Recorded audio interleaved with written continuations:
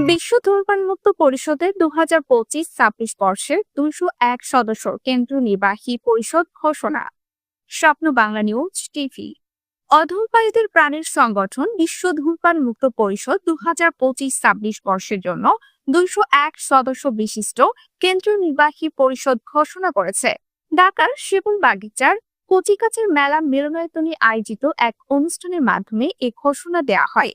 শিক্ষক, doctor, engineer, ব্যবসায়ী, ছাত্র, অ্যাডভোকেট, সাংবাদিক, মানবাধিকার কর্মী ও সমাজের বিভিন্ন স্তরের সচেতন অধূমপায়ী ব্যক্তিদের সমন্বয়ে এই কমিটি গঠিত হয়েছে। নতুন কমিটির সভাপতি নির্বাচিত হয়েছেন শিল্পী জনাব আশরাফুল আলম রিয়াদ এবং সাধারণ সম্পাদক নির্বাচিত হয়েছেন সাংবাদিক জনাব মোহাম্মদ রেজাউল ইসলাম লাকি। অনুষ্ঠানে উদ্বোধক ছিলেন 21শে পদকপ্রাপ্ত বিশ্বনন্দিত চারুশিল্পী জনাব জুয়েল আই। প্রধান অতিথি হিসেবে উপস্থিত ছিলেন বিশিষ্ট সমাজসেবক জনাব মোহাম্মদ জাকির হোসেন রিপন, সদস্য FBCCI।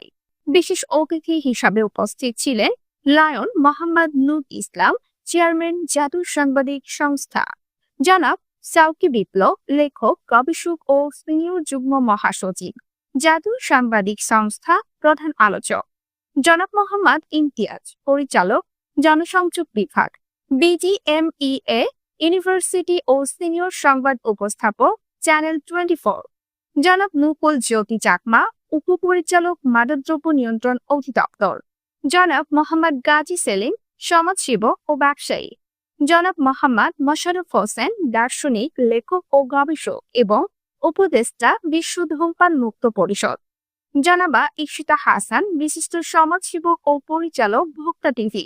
অনুষ্ঠানে সারা দেশ থেকে আগত নেতৃবৃন্দ বক্তব্য রাখেন। বক্তারা বলেন, ধূমপানের কালো ধোঁয়া থেকে দেশ ও জাতিকে রক্ষা করতে হবে। জনগণের মধ্যে ধূমপানের ক্ষতিকর দিক সম্পর্কে সচেতনতা বৃদ্ধি করতে হবে এবং ধূমপান বিরোধী আইন কঠোরভাবে বাস্তবায়ন করতে হবে, যাতে প্রকাশ্য স্থানে কেউ ধূমপান না করে। অনুষ্ঠানে ধূমপান বিরোধী গান পরিবেশিত হয় এবং 23 জন ভাগ্যবান ব্যক্তিকে কোরআন শরীফ সহ বিশেষ বই পুরস্কার প্রদান করা হয়।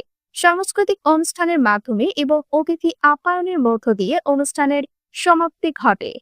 অনুষ্ঠানের সভাপতিত্ব করেন বিশ্ব ধূমপান মুক্ত পরিষদের সভাপতি শিল্পী জনাব আশরাফুল আলম রিয়াজ এবং সঞ্চালনায় ছিলেন সাধারণ সম্পাদক সাংবাদিক জনাব মোহাম্মদ রেজাউল ইসলাম লাকি।